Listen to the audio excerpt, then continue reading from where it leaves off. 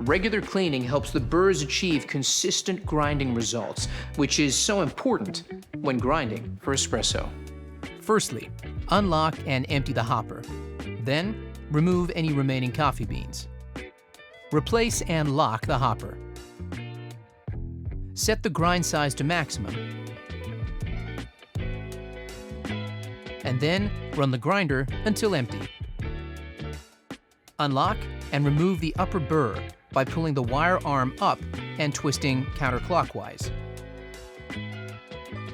Clean the upper burr and lower burr with the brush.